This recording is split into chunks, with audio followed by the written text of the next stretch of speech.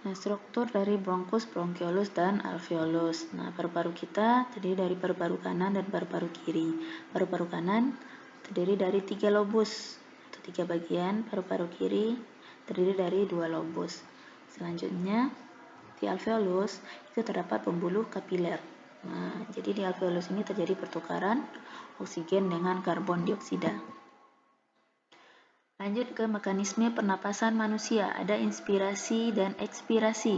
Inspirasi itu menghirup udara, ekspirasi menghembuskan udara.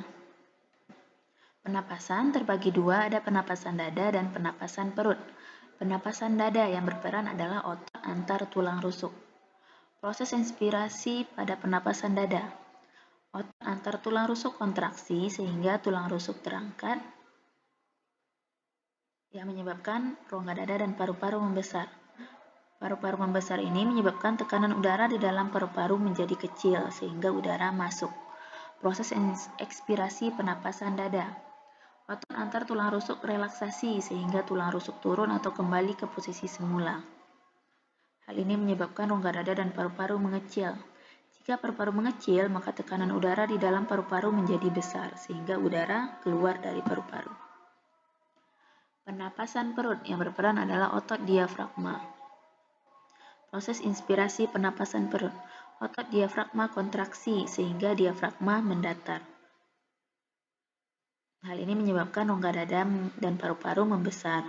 Jika paru-paru membesar, maka tekanan udara di paru-paru menjadi kecil sehingga udara masuk ke paru-paru. Proses ekspirasi pernapasan perut. Otot diafragma relaksasi sehingga diafragma melengkung atau kembali ke posisi semula. Hal ini menyebabkan rongga dada dan paru-paru mengecil. Jika rongga dada dan paru-paru mengecil, maka tekanan udara di paru-paru menjadi besar, sehingga udara keluar dari paru-paru. Nah, ini mekanisme inspirasi dan ekspirasi. Terus frekuensi pernapasan kita dipengaruhi oleh beberapa faktor. Umur, jenis kelamin, posisi tubuh, suhu tubuh, kegiatan atau aktivitas tubuh. Semakin bertambah umur, frekuensi pernapasan semakin berkurang. Yang laki-laki, frekuensi pernapasannya lebih besar dibanding perempuan. Posisi tubuh, jika kita bergerak, berdiri dan berlari, itu frekuensi pernapasannya lebih besar dibanding kita duduk atau tidur. Jika suhu tubuh kita meningkat, maka frekuensi pernapasan juga akan semakin meningkat. Semakin banyak aktivitas tubuh, maka frekuensi pernapasan semakin besar. Volume udara pernapasan ada 6 jenis.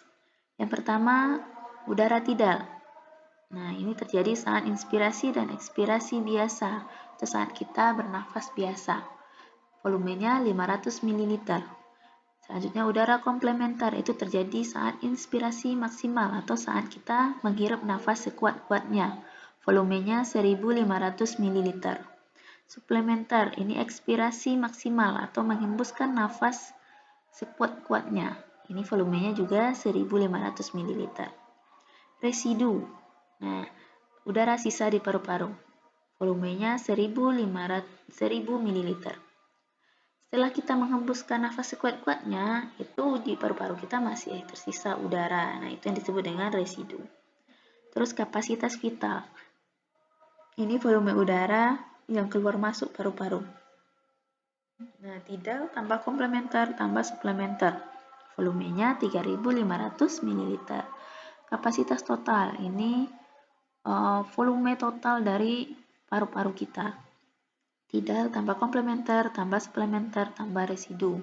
Jadi volumenya 4500 ml. Nah, ini grafiknya ya. Kalau yang datar seperti ini itu tidal. Kalau yang naik ke atas suplementer, kalau turun ke bawah, kalau naik ke atas komplementer, turun ke bawah itu suplementer. Kalau kapasitas vital dari bawah ke atas. Kalau kapasitas total itu seluruhnya ditambah dengan yang residu. Percobaan pernapasan.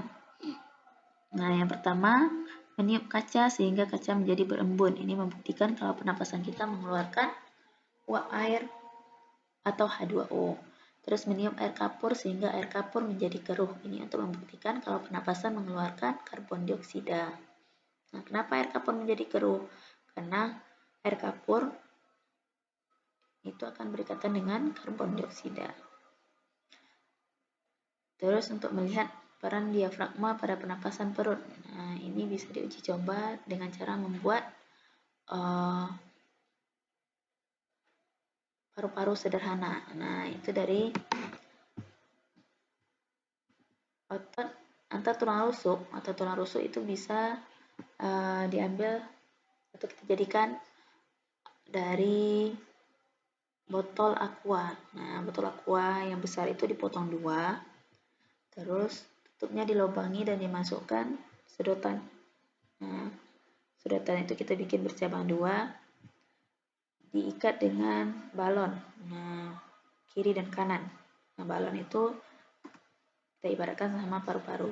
Dan di bawahnya yang sudah kita potong tadi itu kita pasang lagi balon juga. Nah, jadi bisa ditarik. Saat ditarik, itu balon yang di dalam akan mengembang. Nah, itu artinya inspirasi pernapasan perut. Terus kalau kita lepas, balon yang di dalam akan mengecil. Itu ekspirasi pernapasan perut. Gangguan pada sistem pernapasan kita. Ada influenza disebabkan oleh virus influenza. Asma, itu penyempitan saluran pernapasan. Bronkitis, peradangan pada bronkus. Faringitis, peradangan pada faring. Pneumonia, paru-paru berisi cairan kental yang disebabkan oleh bakteri Streptococcus pneumonia. Tuberkulosis atau TBC disebabkan oleh infeksi bakteri Mycobacterium tuberculosis. Kanker paru-paru terjadi jika pertumbuhan jaringan paru-paru tak terkendali. Terus yang terbaru ada COVID-19. Nah, ini disebabkan oleh virus corona. Nah, sekian saja materi kita pada pertemuan kali ini. Mudah-mudahan anak-anak Ibu bisa paham dengan materinya. Kalau ada materi yang tidak dipahami, silakan langsung tanyakan ke Ibu.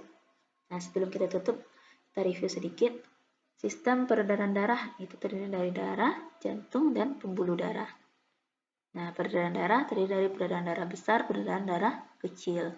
Terus, untuk organ pernapasan, ada hidung, faring, laring, bronkus, bronkiolus.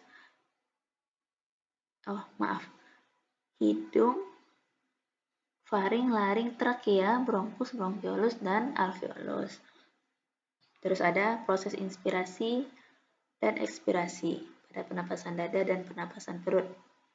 Pernapasan dada yang berperan otot antar tulang rusuk dan pernapasan perut yang berperan adalah otot diafragma. Terus ada volume udara pernapasan, udara tidal, komplementer, suplementer, residu, kapasitas vital, dan kapasitas total. Nah, sekian saja materi kita. Kita akhiri dengan membaca hamdalah. Alhamdulillahirabbil alamin. Ibu sudahi dengan Assalamualaikum warahmatullahi wabarakatuh.